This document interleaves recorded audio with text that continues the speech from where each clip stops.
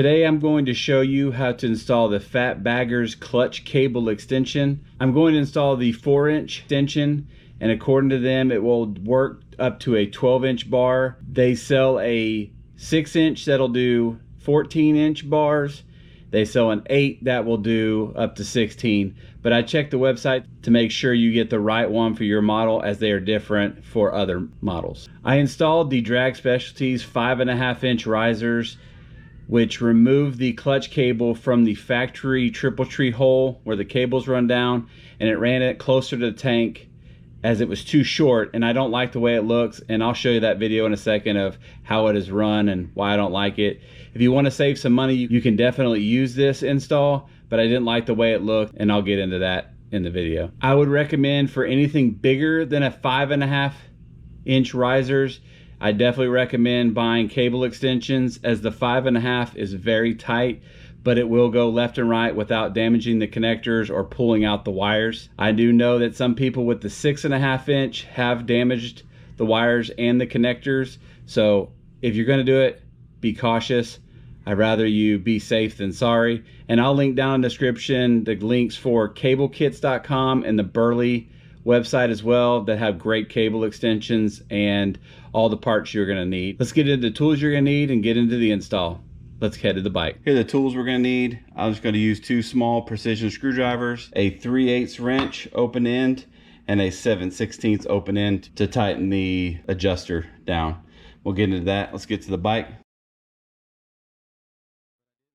The cable is pretty taut, but it's got enough to slack to move left and right.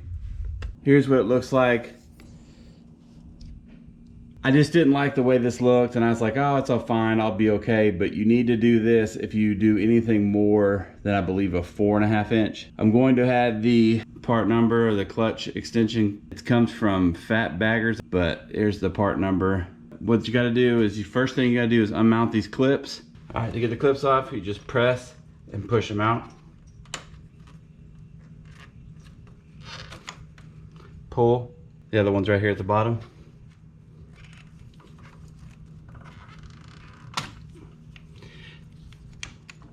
Just pull, they come right off. All right, now we'll just take this piece and slide up out of the way. All right, first thing we're gonna do is we're gonna go ahead and push this red pin out. If it falls out, it's okay. Now we're going to collapse this and push it back in, so we can get right here where this ball is. Spin it around, and there's a tab right here you just need to push up. All right, push the tab up, and then you can move the lever up and down, which gives you the slack that you need, and you want it to go all the way down where the ball is sticking out. You can see that right there.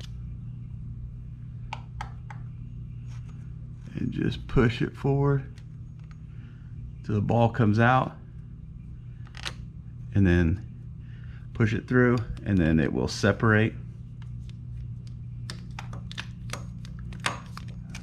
Okay, pull the screwdriver out. You're gonna pull the whole assembly out of the, and then you're gonna take these little tabs on each side and pry them out.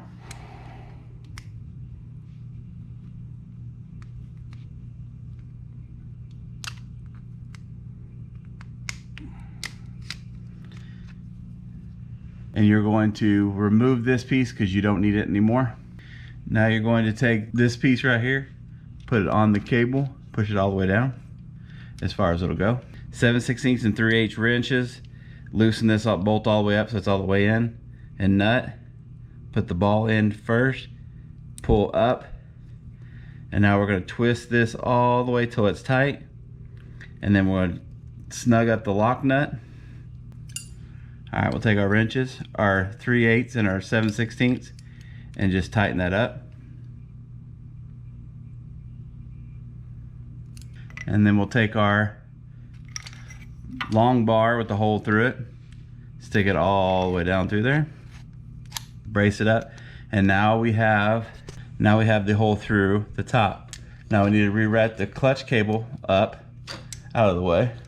All right, now we'll take the piece again, stick it through there where you can see the hole, and it should just kind of flap itself in there. You may have to finagle it just a little bit with the screwdriver.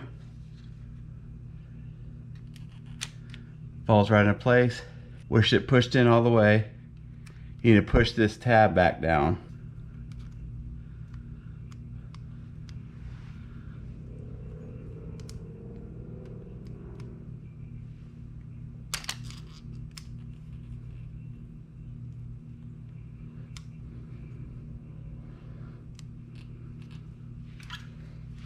Now with that, it needs to look like that with the flap bent down.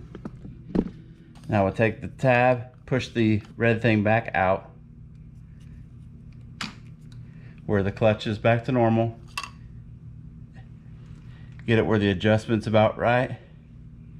And then once you're done, just set and close that. Clutch should be all ready to go. Now we'll take the sleeve, slide it all the way back down like the other one was, and do not forget this rubber cap to keep the water and dirt out of there. And now we'll take our clamps. All right, the clamp will go a little bit higher now that the wire is extended up. The clamp piece will clamp onto the cable itself. Get that adjusted just right. Now we'll get the bottom one. Take our clamp, put it at the bottom, and just slide it in place. Well, that's how you install the cable extension. You can do up to 12-inch bars with this, is what they tell you. Pretty simple, easy to install. The hardest part is getting everything lined up and pushing that pin in and then folding the tab down. So I use the 2 screwdrivers, push it in and flap it down. Pretty quick and simple. If you like the video, hit the subscribe button, hit the like button. It greatly helped me out. If you have any other questions or comments, put them down below and I'll do my best to help you out.